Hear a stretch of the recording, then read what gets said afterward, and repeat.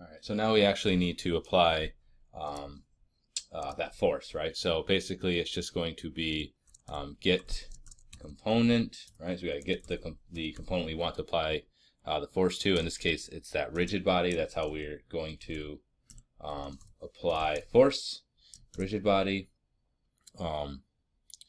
and no arguments, dot add force, and we're going to do a new vector 2, and we're going to do ball speed and 10. Boom, boom, like that.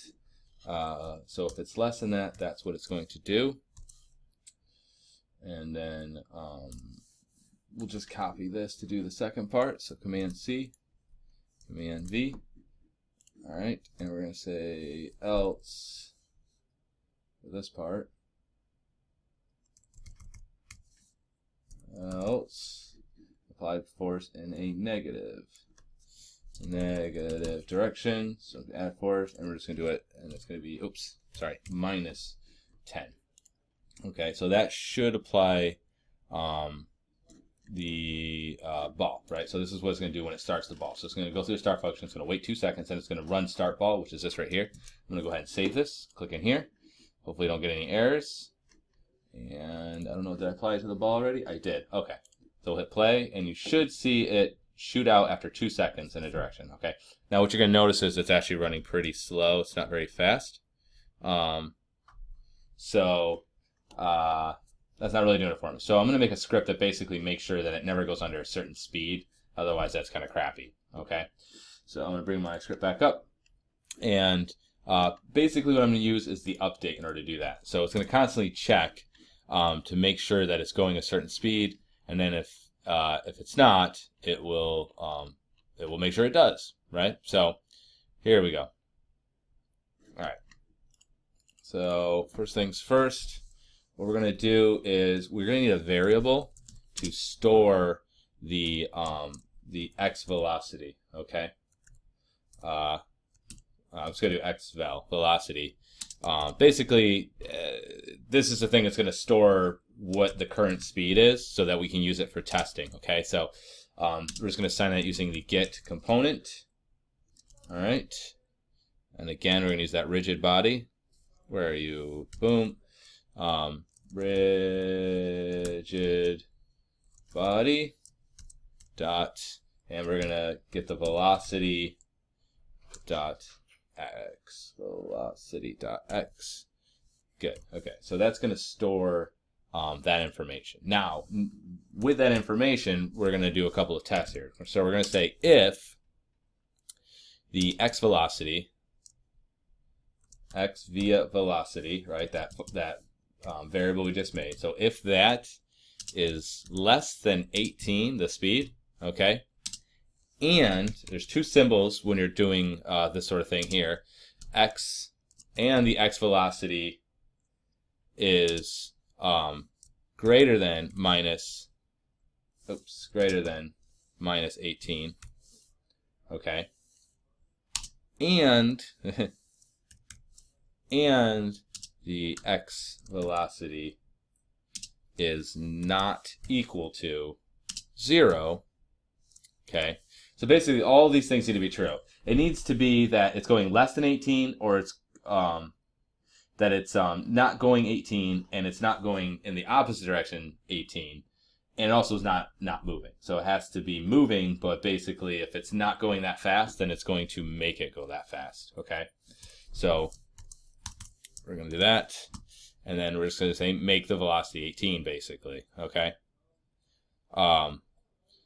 So before we even do that, though, we're actually going to kind of nest another if in here, okay? So we're going to say if the x velocity, all right, is greater than 0, because basically you need to make it either go positive to 18 or negative to 18. So if it's greater than 0, that means it's going in the positive direction, okay? So we're just going to say get component. We're just going to basically component dot rigid rigid body, okay, dot, or I'm sorry, this, boom, boom, dot, velocity, dot x, and we're going to make that equal to 18. So basically the idea is that it will never go below the velocity of 18. That's the idea behind it, okay? All right. Now we just basically need to do the opposite here. So I'm going to grab this, Command-C, Command-V, and we're just going to make this else. Because if it's not greater than 0, then obviously it's negative than 0. I don't need to actually test for that specifically. All right. And we're just going to make this minus 18. Okay. So, and we're going to change. Oh, we don't have to change it, right? Because that's already there. All right. Good. So we did if. There's that one's. These should actually be nested. So I'm going to tab that in. Okay. That way you can see it's tabbed in. All right. Good. And that should help the speed. So I'm going to save that. I'm going to click in here. Watch me give it an error. I knew it would. It's not generic definition. So it's saying 37 and 41. So let's look that up. 37 and 41. So 37, get component dot rigid body dot velocity dot x. So obviously I wrote something wrong in here, and I just got to figure out what it is. I'm assuming I didn't add, I didn't put the parentheses in here. And then it also said on 41. Oh, you know why? Because this is wrong, it's going to make it wrong here, because it's testing it here. So I think just the one would fix it. Yeah, okay. Now if I hit play, you'll see that the ball should be moving considerably faster. See, now it's going to go a much faster speed. Good. All right. Okay. Yay. All right, so that's all working pretty good. It's actually probably a good time to save this. So I'm just going to hit Command S or just do File, Save Scene. Just make sure you're constantly saving your stuff. Okay. So next, what I need to do is I think right left boundaries. Okay, let's make the enemy script so it tries to follow it as best as it can, and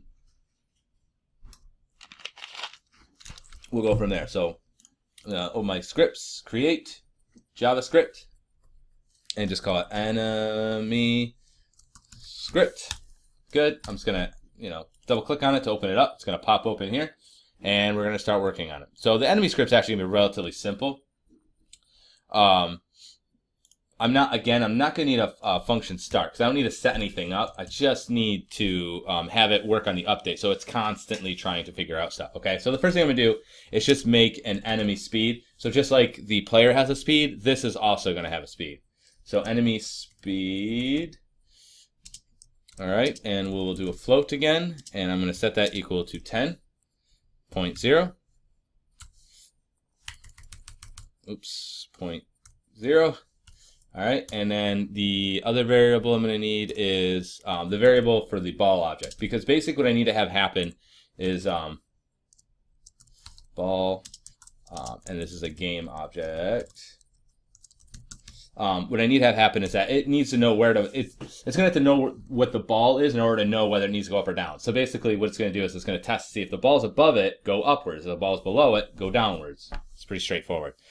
This isn't exactly AI. This is a pretty straightforward thing that it's going to be doing. Okay. All right, no, thank you. All right.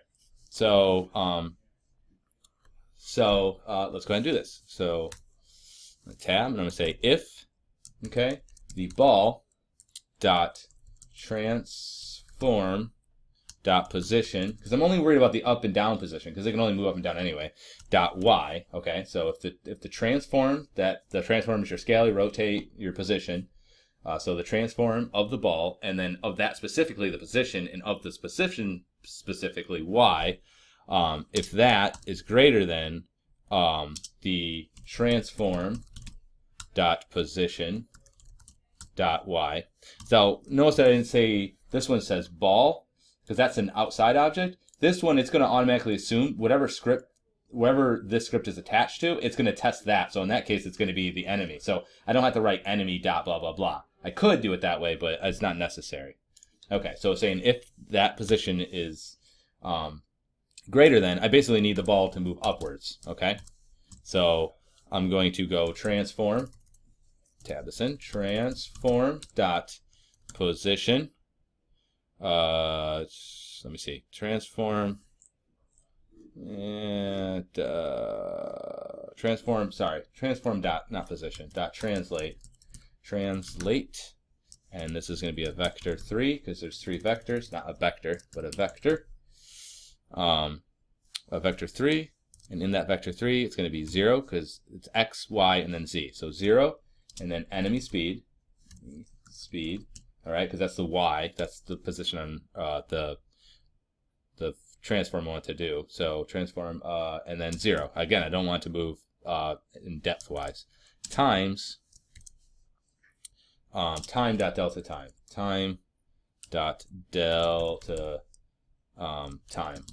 Basically, what it does is it does it based not on the frames, but on real time, meaning like minutes and hours and seconds and things. Okay, otherwise it might go super fast.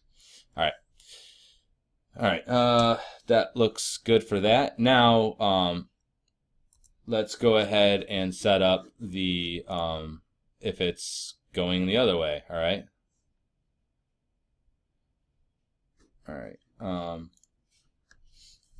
So else we'll just do if, I guess. We'll say if the ball dot transform dot, well, I'm just going to copy this. It's easier. Command C. Okay, Command V. If blah, blah, blah, blah is less than, okay, that's the difference, then that position, then we're going to blah, blah, blah, blah, blah, and it's going to be negative enemy speed. Okay, so enemy speed with a minus in front of it. But basically, same idea. Okay, next thing I want to do is have, make another little section. I'll put a little bit of space there so you can tell it's not part of the other one. This next part is just going to keep it from going off screen like it would, which actually, I don't think that should be necessary.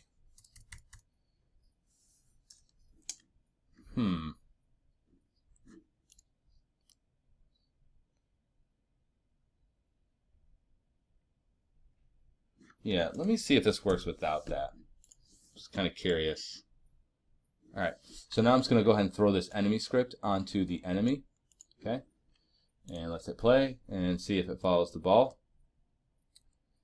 Oh, so he's saying it says the variable ball hasn't been assigned. So we need to make sure that that's assigned. So I'm going to select here. You can see right here, I need to assign the ball. It needs to know the thing to search, and that's this guy. So I'm going to click and drag the ball onto it. I'll hit play, and now we'll see if it follows it. Okay. All right.